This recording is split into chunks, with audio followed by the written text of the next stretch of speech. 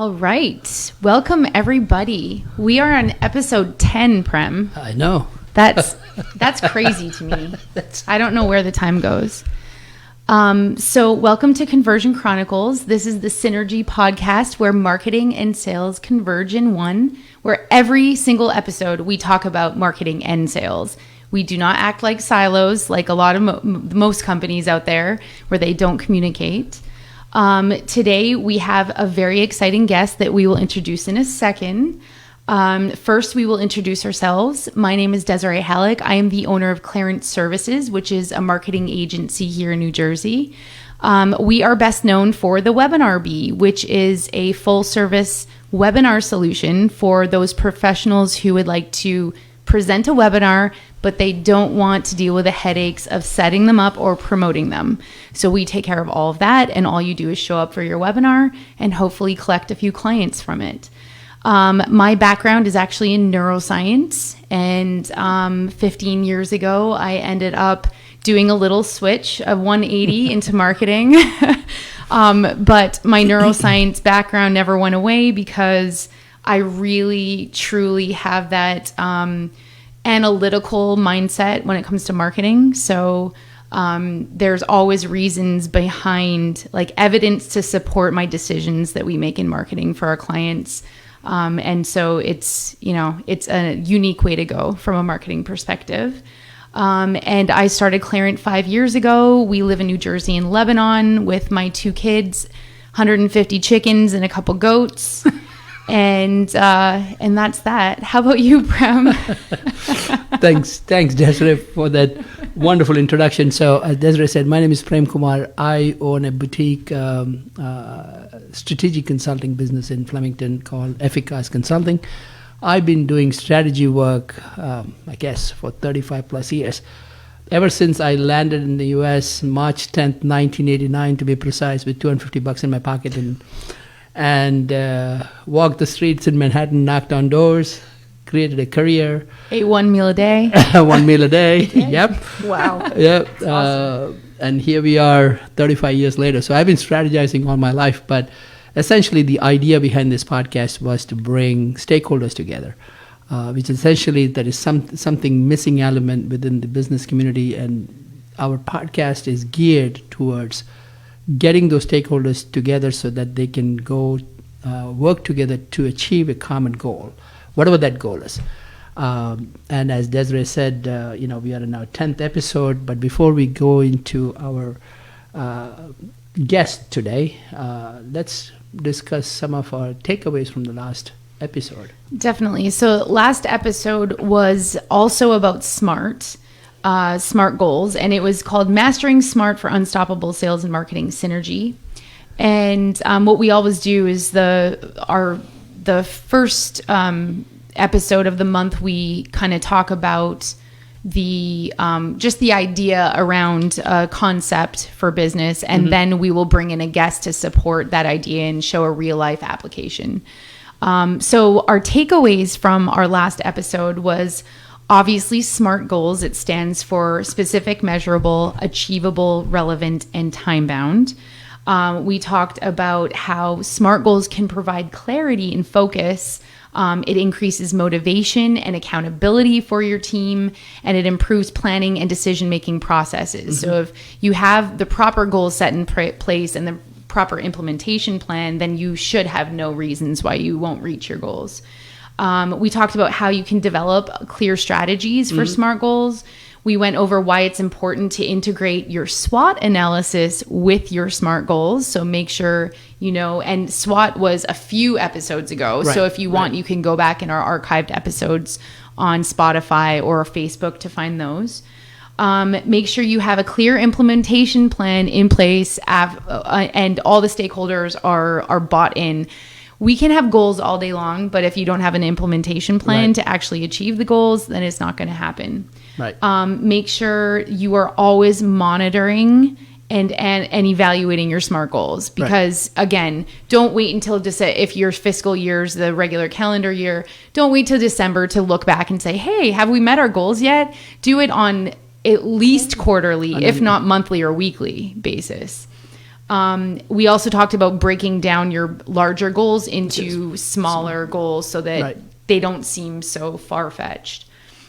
And just make sure you encourage both individuals and organizations to apply SMART goals, not only to the entire business objective, but also departmentally or across your smaller teams. Right. Because, again, if you have no goals, you really have no direction. And if you are successful in setting your SMART goals properly and you have a great implementation plan, then this will really set your business up for success. So that's where we kind of ended last week or 2 weeks ago. And then our thought-provoking takeaways were on a scale of 1 to 10, how good are the SMART goals for your organization? Right. Are you even setting them? So rate yourself on that so that you can kind of have that default or, so that you know how far you've come when you are improving. And then the second one is, how do you rate the alignment between SMART goals and your SWOT analysis? So that's also on a scale from 1 to 10. Awesome. So today we have a guest. Prem, do you want to introduce our guests? Absolutely. First of all, thank you, Desiree, for the summary of our episode number 9, because as we always stated, we bring the second Tuesday, the philosophy behind whatever topic we talk about. And on the fourth Tuesday, we bring in somebody who has actually done it. So the idea here is that, to Desiree's point of implementing what you say you would, because that's essentially what the rubber meets the road right there. Because if you're not executing what you think the plan on the paper, then nothing happens. So to talk about some of the successes, we have a very esteemed guest today, Donna Watridge. She is the Chief Nursing and Operating Officer, right? With lots of letters after her. Lots of letters. And with Hackettstown Medical Center and Newtown Medical Center, but part of the Atlantic Health System, right?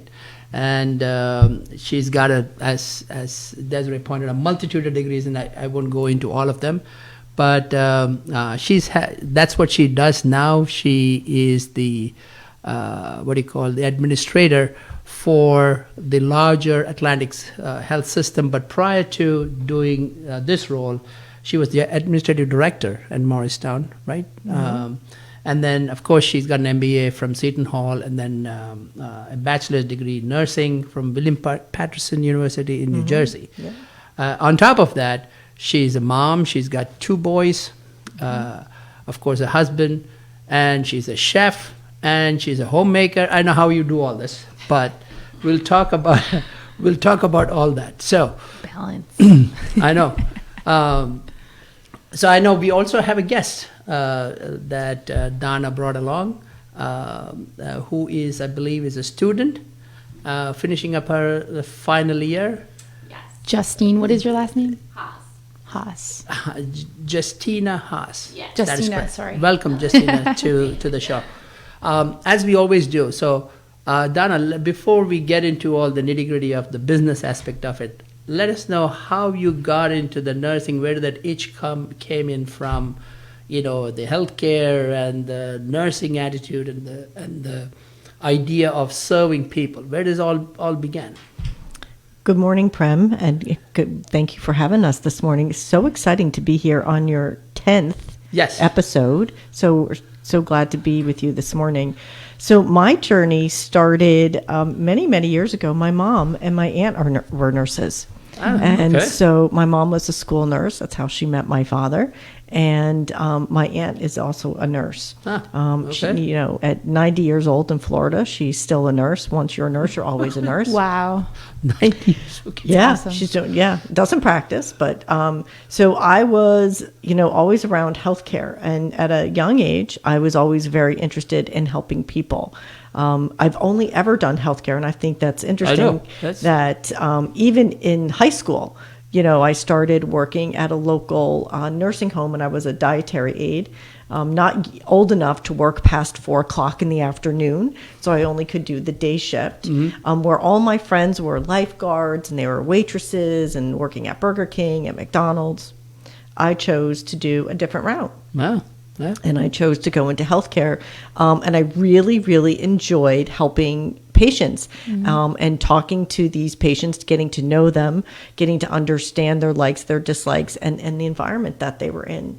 So I then went to nursing school many years ago, and at William Patterson, as you just described, and went for a degree in nursing. So I graduated with my bachelor's in science in nursing, and worked in the hospital system. I worked at St. Clair's as a nursing assistant, and had a great experience at St. Clair's, and again learned how to take care of patients. It just deepened my passion for caring for people and understanding, when people are at their worst, and when they need help and assistance, the power that we have in our hands and in our hearts is so significant, and really caring for people in need is what drove me, and I have a passion for it. So graduated from William Patterson, and I got a job at was Morristown Medical Center. It's Morristown Memorial back in the day. Right. And I spent the lion's share of my career at Morristown, a great career at Morristown Medical Center. And I was a staff nurse on a surgical floor, where I got to learn all kinds of take care of patients post-operatively. I then covered the house, as you described, as an administrative director. They call him an off-shift supervisor now, administrative manager. And I got exposure to so many different things, and was a part of Morristown when they were going live with their shared governance structure. So I was a part of that, which was really very, very exciting for me. And really got to see and experience so many wonderful things covering the house, where I didn't get to get a lot of specific knowledge. I got exposure to many different areas of the facility. And I was also worked for Curative Health Services, which is chronic wound management, a wound healing company. I did that for a few years. Also stayed at Morristown. I had the 2 boys. Yeah. So I took a brief hiatus to stay home. For all of you stay-at-home moms, or you think it's not possible to go back to work after a few years, life is possible to go back to work after a few years. I think that's also the same. Yeah. I think that's also an important message for us women, that I think it's that it's important to keep priorities and keep it straight, as we're talking about goals. Yep. And that is a goal, right? That we have to. We have personal and professional goals, and we'll talk a little bit about both. So I was home for a few years. I went back full time when the kids were 4 or 5 years old. Yeah. By the way, that's how we met, through our kids. Yeah, we met through no way. Yeah. That's awesome. And then we kind of clicked, because her husband is also in healthcare, she's also in healthcare, and we kind of clicked. And the two boys get on really, really well. That's awesome. So we're each at somebody's house. Yeah, exactly. Right? Exactly. Oh yeah. So yeah, the kids are great. And from there, I had an incredible career in Atlantic Health System, and I've been at virtually every site in Atlantic Health, and at some capacity, managing all different kinds of inpatient and outpatient departments, really furthering my passion and love for nursing. And I also did a lot in cardiology. So that's right. You have a background. I have a background in cardiology, and got exposure to research and different things. So really a varied career. I became the chief nursing officer in what we affectionately call the Western region of the state for Newton and Hackettstown Medical Centers, pre-COVID in 2017, and had a great career out in the West. But I live locally in Renington Township. Both the boys graduated from Hunterdon Central. I'm a soccer mom. We do things with the kids, and I hear about everybody who's trying to balance what they're doing with their kids' activities, whether it's dance or soccer or my lacrosse. daughter does dance, baseball. Baseball goes on forever. Oh my God, never ends. Soccer has a beginning and an end. I feel sorry for the baseball. You got Jack Bust over here. Dance never ends either. Oh, dance never ends. Never ends. Yeah, Were you in dance? My daughter is in dance, gymnastics, and cheerleading is finally out. That's crazy. All of those. She's wow. 5, so. Wow. Mine's 12. She's in the thick of it, but wow, it's a lot. It is a lot, and it's a lot, and you have to, do some planning and Yeah, put some absolutely. structure into your life, and to do the things for you to be as each one of us define as what success is. Right. And I think that's also really important, that each one of us has a different definition of success, Right. and what that means to each one of us. But very passionate about nursing, very passionate about patient care, and making sure that the team has what they need to be successful, and that the patients get the best high quality care that they possibly can get. That's awesome. I mean, that's a whole life dedicated to care of another human being. That is Very selfless. Yes, very selfless. And I always, It's a hard job. That's another reason where we click, because my career also started in cardiology in a cardiac cath lab, and that's how another reason we kind of clicked. But besides that, that is one of the noblest profession to me, having been in healthcare for the last 35, 40 years, to be taking care of patients and their well-being. So, talking about well-being, and from a business perspective, that's the reason why we're here. How do you? I know, being the chief nursing officer within such a large health system, one of the largest health systems in New Jersey, how do you discuss the process of setting up SMART goals within the large organizations? So I'm the chief nursing officer for both Newton and Hackettstown. We do have a chief nurse who's over the system who I collaborate with. Okay. And each of the hospital sites has their own chief nurse, and we work collaboratively together. So how do we derive our goals? So the system, as with many businesses, Right. has goals that they need to achieve. Those goals then get communicated to the executives in the organization. From there, we look at the goals, and we look at, from a nursing perspective and an organizational perspective, what we are going to do to support the system goals and what's in our lane. And you talked about the different things earlier about goals and making sure that we're staying in our lanes, but we want to make sure that we participate and support the system-wide goals. Right. So our goals are all derived from the system-wide goals. Okay. So there is this trickle-down effect of what our goals are going to look like for the system, and then for each of the organizations. So I would imagine that you would then have to take those very high-level goals and create smaller goals out of each of them to make sure that they're attainable, right, for your teams. Correct. So do you tell us a little bit about that? Yeah, so we take those system-wide goals that get communicated. We share it with the leaders at each of our sites, and we determine, the site priorities coupled with the system goals. We then decide what we're going to focus on for our goals for the following year. And that's always a great conversation to have, because priorities do change. Sure. Resources change, Yes. right? A lot changed, particularly. We all are driving for the same thing. And so we want to make sure that we're all on the same page. And we want to be, part of the words I want to use is deliberate and intentional. Oh, okay. Because sometimes we are not particularly deliberate and not particularly intentional. And you had said very specific, and I might also offer simple. They need to be Yes. simply stated. Yep. Setting goals sounds really easy. It sounds like a real simple conversation. It does. Yet you've had several conversations to talk about goals, and many businesses and leaders are challenged to create goals that are very specific or simple, that they are measurable, and we struggle with these. We struggle with that concept. Right. So it's not that we are not working towards it, but it involves many conversations, so that we are all very deliberate and intentional, so that we can meet that end goal. That's awesome, because I think Desiree pointed this out. You can't have a goal setting exercise and then leave it on a shelf somewhere and then revisit To it collect and- dust. Collect dust. Yeah, which And- so many people do. Yeah, and then December, or whatever your fiscal year is, at the end of it, you go, oh, let's start our goal setting process for the following year.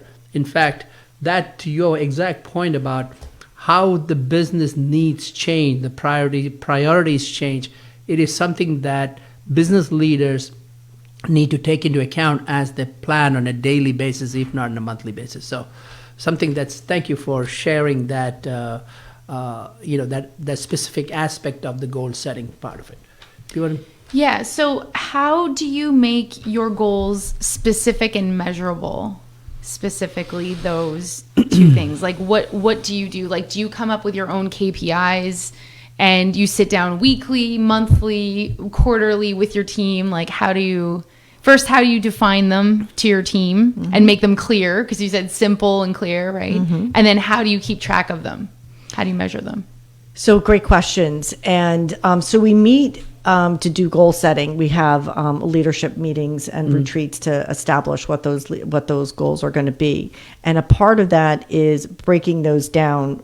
We look at a big goal, and then we try, to your earlier point, and I loved how you said it earlier, how you break them down into smaller components. And we have to kind of define the measure of success.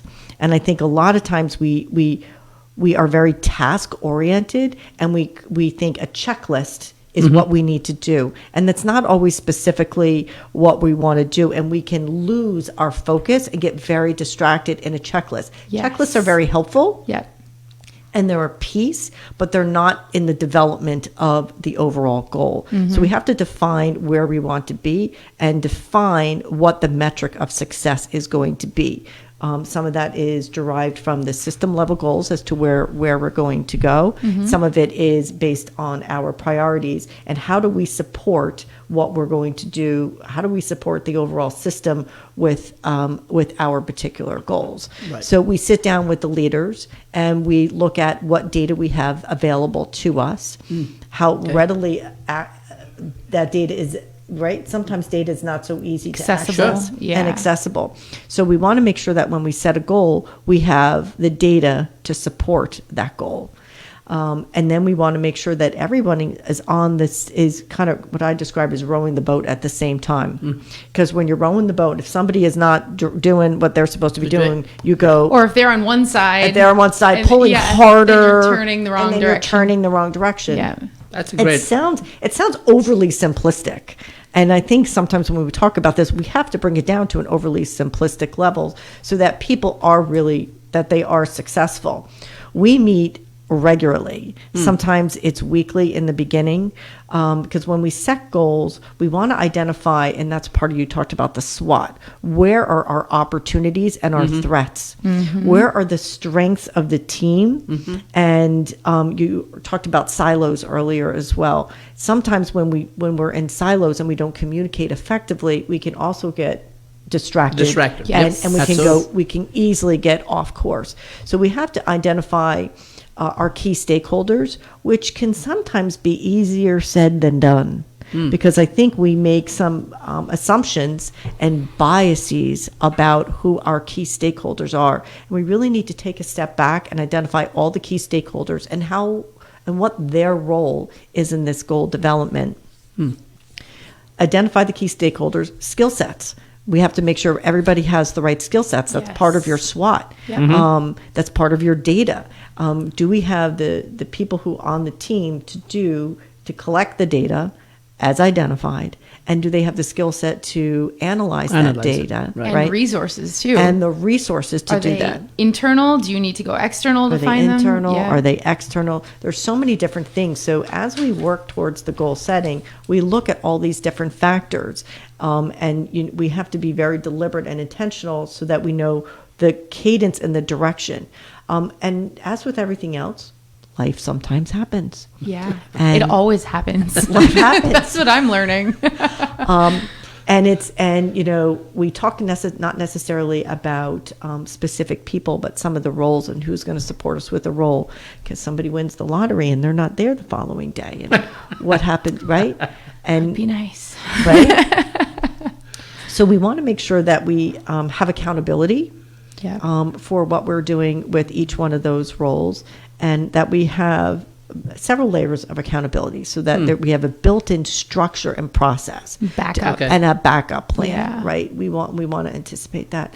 But we also want to identify barriers to success. And Right. that's, again, a part of your SWOT that you're doing. What are the threats? Where are your opportunities? Barriers can be weaknesses as Right. well, right? Yeah, absolutely. That becomes so important in identifying. And that can change over time as our environment changes around us without us really knowing. So as we work towards our goals, we want to be very mindful, deliberate, and intentional of the resources that we're using. Are we heading in the direction that we want to go as we have broken down our goal to what I call manageable bite-sized pieces? Yes. Yep, absolutely. And you kind of have to back into it. So you set your goal, and then you back into what do I need to do every day, and how am I going to get there? And then we identify the appropriate resources, put that structure and process in place so that we can achieve the goal. So meeting with the team regularly really becomes very beneficial. Primarily, we meet depending on what the goal is. It could be weekly, then it goes to bi-weekly, and then monthly. Oh, wow. Okay. And then once we're on a cadence and we're doing well, we stay on top of it, and it becomes a part of the fabric and the structure and the process that we talk about the goals every month in leadership meetings. So everyone is on board and understands this is a priority. This is how we're going to achieve this goal. This is where we're going. If we fall off course, what are we doing to get back on course? Makes And sense. what were the barriers or the opportunities so we can so that we can navigate around it. But really, it's getting the key stakeholders in place, identifying their strengths, their weaknesses, and identifying any barriers. And you have to be agile. Agility. Absolutely. Agility is another one of those words. Always pivoting. Always pivoting to ensure that we've got success in with our goals. And I think sometimes we get concerned that we have to stay very structured, and that pivoting means failure. Pivoting doesn't always necessarily mean failure. It just means that another opportunity has presented itself, and we need to understand that opportunity. Definitely. And really unfold it to see where it's going to take us, and is it going to benefit us and our goal and the ultimate goal where we want to be, because there's all different kinds of goals. For sure. And we want to make sure that we're successful in those goals. Can you give us a specific example of, it could be from last year, it could be this year, if there's some goals that you've already attained. What KPIs did you use? How did you simplify the specific goal? And then how did you attain the goal? So in healthcare, there are a couple different things that we look at, which may be a little different from business. And we have all kinds of goals. So I'll talk about some of, quality and patient safety goals I think are pretty key to the success of what we do. And ED throughput, the emergency department and how we get patients in the door is how we measure, right? We want to make sure that patients are triaged quickly and that they're cared for in a quickly in a timely manner. And then for those who get admitted, we get them up into a bed very quickly. And then for those who are going to be treated and released, that they can get their discharge information. So latency would be a good KPI to measure, right? Latency. Yeah. And so that process can be broken down into many other, probably about 30 other sub-processes. Yeah. So we also, when you talked earlier about resources and training, we're in the process of going through lean training at the moment. What is lean training? How do we identify and eliminate waste in a process? Wow. We looked at we process map things, and ironically, when you can look at processes for different things, one process can be really long, and another process can be really short and simple, and with the same end goal. Right. And how do we eliminate some of the waste or the redundancy? Redundancy can increase additional time that a patient may sit in an emergency department. So how do we reduce that redundancy so that it is seamless, so that the patient gets the best care timely, that the team is communicating in the most effective way, and lean training is one of those tools that we're using to train the team and to help us identify those key performance indicators, because we have metrics. And pausing on metrics, I call it the glossary of terms. Glossary of terms. Okay. That's what I call a glossary of terms. Because when we talk about either turnaround times or we talk about metrics, when I say, define something, you may have a very different perception than I do about how things are defined. Yes. So it becomes critically important when we look at key performance indicators that we have what I call the glossary of terms, that we understand the definition of when it begins and then when it terminates. Yep, across your entire team, the understanding across has the to be entire there. team. Clarity. Because there's so many nuances, and sometimes we make assumptions about what we do and how things get done, and the assumption as to where this data begins and ends. So the data becomes really critical, and how we define the data becomes even more critical. So when you're trying to create your SMART goal, and you want to make sure that you have clarity around the definitions of your key performance indicators so that you know what you're measuring. And not all the time, like I said, we have these ED throughput. There's probably 30 different processes in that. Yes. That's In that. There's a lot that goes into it. Yeah. And we just may need to tweak just one or two processes in there. And that's what we're going to focus on. And that is what is simple, specific, and measurable, because we have data that is time-stamped, that we can measure, and then we can analyze. And in that small segment of process, we can do fishbone diagrams and identify all the key stakeholders, who's actually touching the patient, what's happening. And then again, we share that with the larger team and say, how do we streamline this process? That alone is a full-time job, just that one tiny thing. Yeah, I mean, that is an excellent approach to what you described as how do you attain the SMART goals. But I'm big into the processes. Anything that I do, anything with any of my clients, I am big on processes, because the experience that any of your clients go through is very critical to map out that process. It doesn't matter whether you're a restaurant owner, whether you're in patient care, whether you have something else, an engineering thing that you sell, whatever that is, you need to map the process, because that's when you identify where the gaps are. And I think that's awesome that you do all that at that micro level. And to your point about the fact that you have multiple processes and you take into consideration the analytics that support them, and then you figure out where to focus on a certain aspect of it. That is awesome. That is. I'm Canadian. You need to go to Canada. We need you there, because let me tell you, every family member, I've been here since 2008, so it's like it hasn't touched my life that much, but just hearing the stories of my family in Canada and the wait times and the inefficiencies and how rude people are, and it's just like, it's a business. Even though, it's universal healthcare, it's still a business, right? It is a business. And in the end, you have to run it like one. And their lives at the end of that business. Yes, Exactly. yes. Their critical. lives. Their lives. And, we function. We deal with the sick public. You're talking about businesses, Absolutely. and that's the healthy public. Yes. And it's very different when beast. people are in crisis, and people manage crisis differently. And as we approach our processes, we have to take into consideration, all these other elements, because it's not as simple as coming in.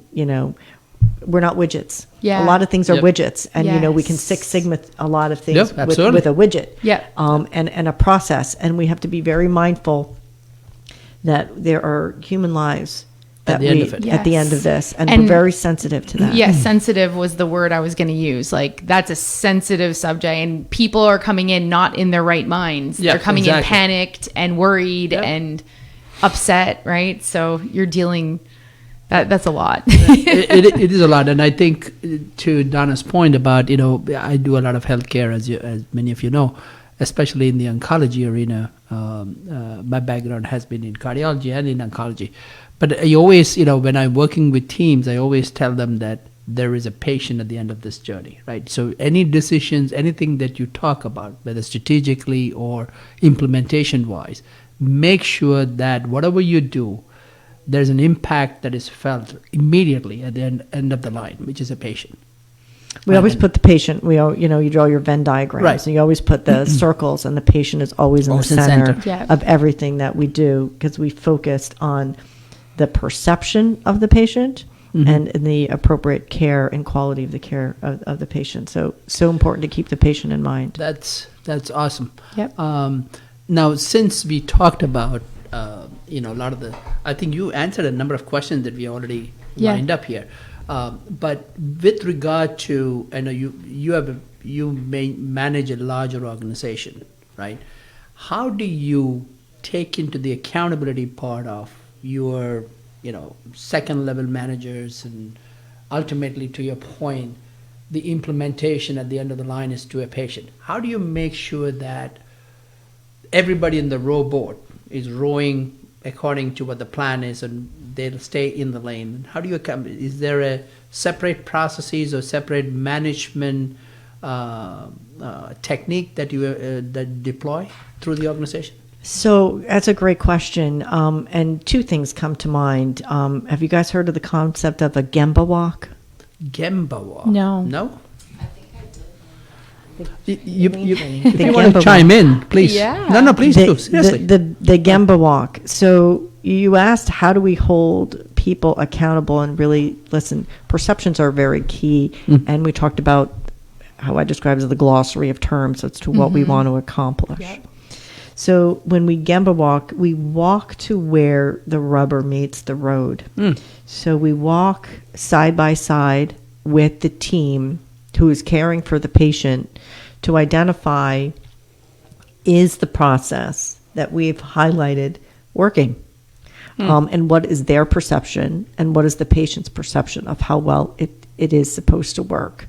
And I think that is one of the things that I do on a regular basis, to hear from the team, the leaders, the assistant leaders, and then the team at the bedside, because that's where the rubber meets the road. Yep.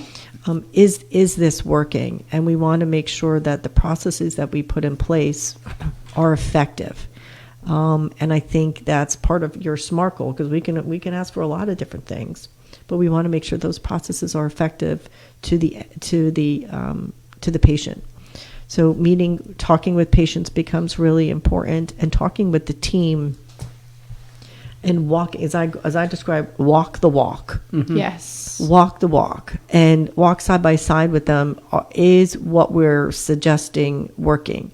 And when we build these goals and when we build this structure, we get their input. And include their input into the goal setting. So important, because they're in the field, right? They're in the field, and they know what works and they know what doesn't work. And so it's so important to get their input early on in these decisions, and then we validate and verify. Is it actually working? And that's what the Gemba walk will do. And we do a lot of Gemba walks. Is there an acronym, or how do you? Yeah, where'd you come up with the name? It is a Six Sigma lean training term. Oh, this okay. Gemba Okay. is a Japanese Yeah, term. and I think it means. You can speak into the microphone, please. Yes, Seriously. come on over, Justina. So close to you. I'll move. Oh, does it turn? Oh. So what I learned in the training on Friday is that Gemba is a Japanese term that basically means go to the point of origin. So Okay. similar to what Donna said, we're doing a project right now about ED throughput. So what we did is we followed the process through a walkthrough from the ED to the time the patient is admitted to try to determine if there's anything in terms of current processes that can be improved relating to the time it takes. That's awesome. Justin. Interesting. Learn something new every day, You know, right? when you were describing the part that, walk to where the rubber meets the road, I couldn't think of a much more relationship to a famous Canadian hockey player, Wayne Gretzky, who says, skate to where the puck is. It seems obvious, doesn't it? There's a couple soccer players that I know that are very well known that actually wait for the ball. They don't, but I won't mention any names. It seems obvious, but not so much. That's so No, much, right? yeah. So, I couldn't, immediately as soon as you said, walk to where the where the rubber meets the road. I think that saying came to me as Yeah, Because so it's it a says- rubber puck. It's rubber a, puck. It's a rubber puck. it's a But- workplace walkthrough which aims to observe employees and team members, ask their tasks, and identify productivity gains. And you're right, it is a Japanese word a that Japanese which word. literally means the real Gemba. place. We learned something. Yep. And we do a lot of Gemba walking to ensure that the intent is the actual outcome. Yes. Wow. Okay. Right. And I think a lot of times, like I said, sometimes we make assumptions about how things are going to work, and we don't always know how they translate. And that's validating and verifying becomes really very important, that our communication about what is the priority and how to execute that priority is validated and verified through the Gemba walk. And I think that's a technique that I use Okay. when we're trying to validate and verify. So essentially, there's an accountability part to the lower level manager. So everybody is in the same boat. To your point about the KPIs or key performance indicators and how you measure it, and everybody's accountable for it. And then you go back and, if something needs to be changed, you go back to the drawing board and kind of correct it. Yes. That's a great example of how to keep your SMART goals and the SWOT analysis live throughout your academic year or fiscal year, whatever that may be. Yep. That is, and live is such a great word for it, because I think we all think that this document is set in stone and you write it out and it's almost like your vision where it stays on the wall forever. And that's what but SWOT Like a and trophy. SMART, yeah, right. But SWOT and SMART should be changing on a daily basis. If you're using it correctly. Exactly. Because things come up. I mean, for an example, with this Gamma walk, it's like, for my company, I have about 5 employees, and sometimes they'll say, hey, I found this really great technology that should replace this very expensive technology that we're using. Let's switch, kind of thing, right? And then my team uses it because I'm not in the weeds. I'm saying, okay, I'm thinking from a financial perspective. They start using it and they're like, well, we're missing out on this analytics that we had on the more expensive one. We can't send X amount of it, so there's so many things involved that I wouldn't have known. It looks so great high level, but then when you actually use the platform, it's like, ooh, maybe it is worth the extra money to keep this one, or to go on the, to get a package that's larger, kind of thing. So it is so important to do those walks, and I do them accidentally, I would say. I don't do them intentionally in my own company because it's more of a bandwidth issue. But and you have to be strategic. You have to be strategic. Where's the greatest opportunity? Yes, for you? Definitely. Cool. Very interesting. So as you go along this, this journey that you've embarked upon, especially in the administrative level, and you seem to be, enjoying the ride, Immensely. I do. It's fun. I can see it in your body language. Yeah. The way you, Yeah, you have this energy. Exactly. I love it. Can you talk to the fact about, as you get this, goals aligned and with your larger team, right? How do you improve upon or take the organization to the next level?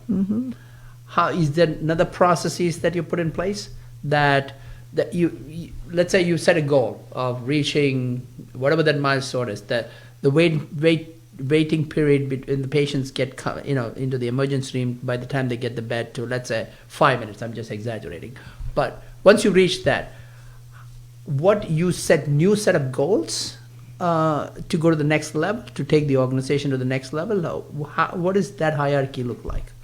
So first, I want to take a step back. As we go through these processes, I think it's really important to keep the momentum. We have to celebrate the small wins, and I think that is another key component to successful goal setting and goal achievement. So it's not just the thing on the desk or on the wall that collects dust. And so I think celebrating the small wins is really very, very important. And at every, and we determine that at a particular cadence, we celebrate those wins, and those celebrations come in different shapes and sizes. So I think celebrating them with the team who is at where the rubber meets the road, at the bedside, is so, so important. That engages them and motivates them to do better and strive to do more, and to see what those outcomes can be, and push the boundaries.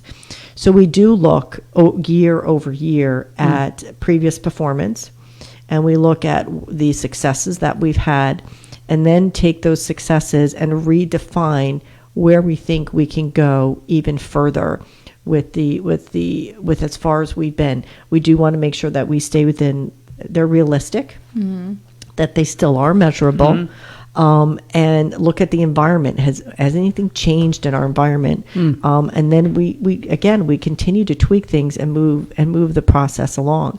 But it's so important. It's so important to celebrate the wins. And a lot of times we achieve something, but we don't celebrate the team. Yeah.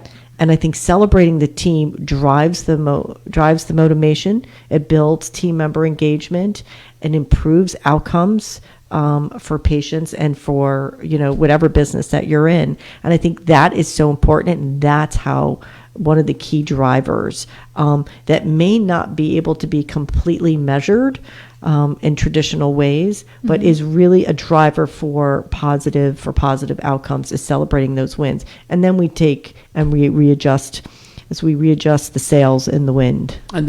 Okay. Are there any specific technology that you use to track these goals?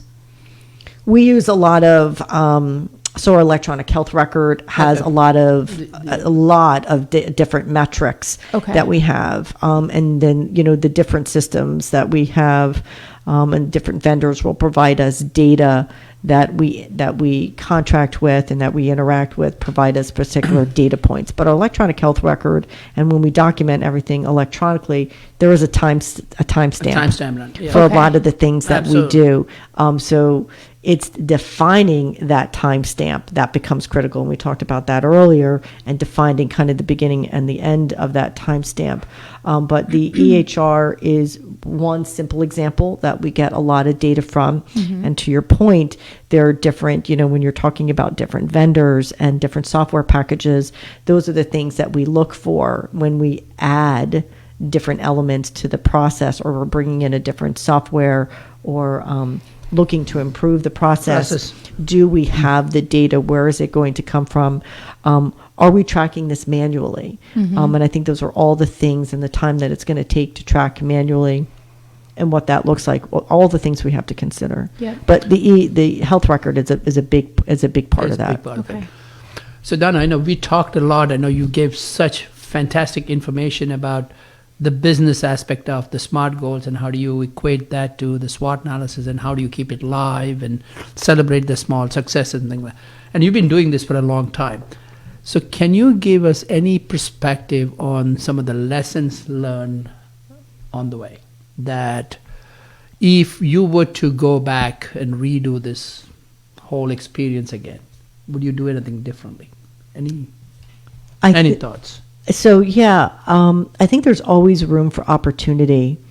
I think when we start out in our goal setting, and in my career, many times we make assumptions. And I think we have to keep those assumptions in check and balances. And we have biases towards certain things. And sometimes what they call a confirmation bias, where we validate ourselves to do something. And we have to be deliberate and intentional, and really take a step back and look at the process objectively, and have others validate that. I think one of the biggest lessons I've learned in my career is to listen to the team at the bedside. Listen to the people who are doing the work. Listen to where the pain points are. Mitigate those pain points. Provide them the resources and the tools. Resources are technology. Resources are education. There's a lot of different resources. And it's finding the right resource and helping them helped me find that right resource. It's been key to success. And people will hunt me down the hallway. Donna, this works. Donna, this didn't work. Asking the appropriate questions at the appropriate time when you Gemba is also really important, so that people understand you're here to support them and support their goals and their willingness. They come back and they'll say, this works, this isn't working, tell me a little bit more about that. Describe that for me. How do we, can we duplicate this? And we have to be scalable. It's scalability. And some things we can scale up and some things we can't. And really setting the expectation as to what we are trying to do becomes really important. And I think, level setting what that expectation is, but gaining their consensus at the bedside is critical to the success of validating and verifying. That is awesome. I know we got another five minutes or so. Wow, that went quick. I know. Go fast. I had another, a troubling question that's been bothering me for some time, especially after COVID. A lot of businesses, irrespective of what business you are in, right? A lot of businesses are struggling after, especially COVID, and the business environment changed. The demand for workforce has changed. What you offer has changed. I mean, business has changed every possible level. It was changing. To be fair, it was changing before COVID hit it, but it accelerated. It accelerated. It accelerated, right? So the question I have is, and of course you have such a larger organization, it could be applied to any small organization, and a lot of people struggle with finding or placing the right experience and with the correct role, right? There is a huge void in compromising on that principle of making sure that the right talent is put in the right place, so that the growth and then the succession planning, everything happens, right? And there is a paucity of that in the workforce right now. Can you talk to that as to, I know it's a larger organization at Atlantic Health, but a lot of businesses struggling with it, and they compromise on the quality of help they get because, I'm not able to get the right person. I'm going to try with this, but you actually tripling your challenges by doing so, in my mind. So. Yeah. And COVID has brought on a whole different set of different challenges. I think COVID taught us agility, patience, and flexibility. Yes. I think are some key things we learned during COVID. Adaptability. We can spend another hour or two talking about how we attract and retain and recruit talent. But briefly, I will say, building the team and engaging the team becomes critical, and that became critical during COVID. Leadership visibility becomes critical. The validating and the verifying, so that the team understands that you're engaged in the process and that you're listening to them, genuinely listening. And I think when we listening to the team members and gaining their insights as to where they want to go and what they want to do is a part of that retention process. Right. And we have a lot of different tools in our tool shed for the retention as well as the recruitment of new team members. But fundamentally, we're an organization where we respect and value the team member engagement, which is why I spent I paused and we talked about celebrating the wins and celebrating the team, so that the team knows when we've hit the milestones, the team knows that they have hit the milestones, and we celebrate them for hitting those milestones. And I think that they respect that, and that's part of how we retain the team. But it's also asking the team members one-on-one conversations about why they stay, their varied experiences. What we find is we have a second and third career people coming into healthcare with a variety of different backgrounds. Sure. We saw a lot of that post 9/11. Yes, absolutely. A lot of people left Manhattan and the stock market, and they became nurses. They all these people have skill sets, and how do we utilize those skill sets? Yes. You talked about how you changed careers. There are different skill sets that we can use. I know nurses that I work with that come from marketing and informatics backgrounds. So we utilize those skill sets so that we can help better communicate with the team. But you don't get that unless you talk to the team members. Very true. And you identify and you spend time with them with that plan and identifying, whether that's through stay interviews or some of these other tools that we have to talk to our team members, to engage them, but to celebrate their success. That is awesome. Definitely. That is a wealth of information there, Donna. Justina, do you want to add anything to your experiences that, because I'll tell you something. When Donna, sent a text message, says, I have Justina, can I bring her? I said, of course, because this is, what we try to do here is a conversation that will help another person, right? That is fundamentally, that's our goal. Yep. So, if you want to add anything to your experiences as you going through the process of healthcare as a student, please chime in. Well, so similar to Donna's path, once I finish my master's in nursing administration, I'm completing a few classes I have left to do my MBA in healthcare administration and economics. So I think nursing is very interesting that if you add another component to it, because we all like to think of healthcare as, of course, our first and most important goal is taking care of the patient. Sure. But you also have to make sure that the business side of things is also managed so that you're able to do that effectively. So I think combining the two is very interesting, and I'm very excited to go on that path. And for anybody in school, I think it's important to know you can diversify yourself to be able to have more of a skill set. Very good Awesome. point. Awesome. Love it. All right. Well, we are wrapping up this episode. Thank you so much, Justina and Donna, for being here. I know we could sit here for 5 hours and chit chat more.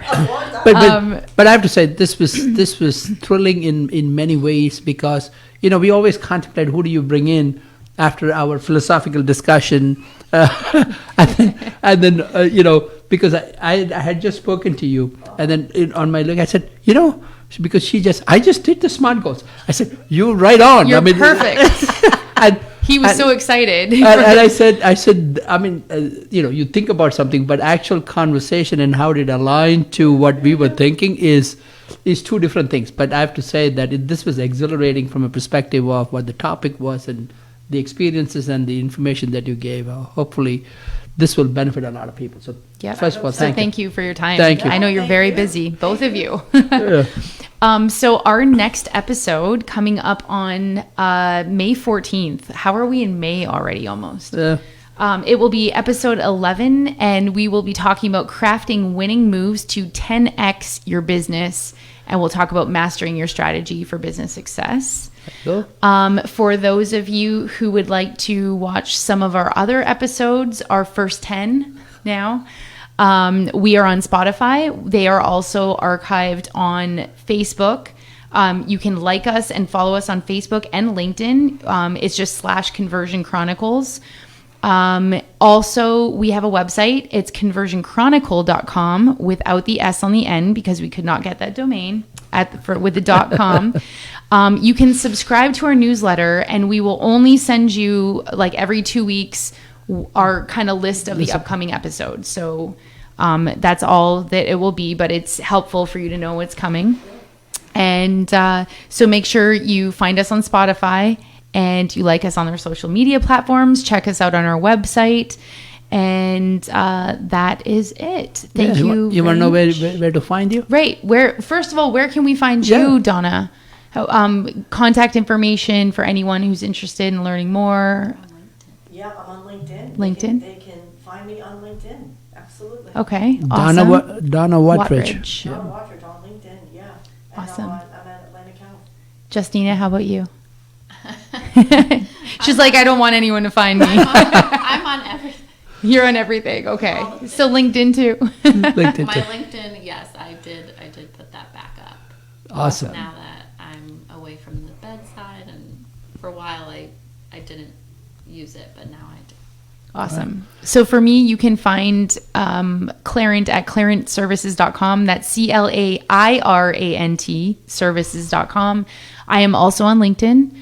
We are on Facebook, LinkedIn, and that's about it. How about you, Prem?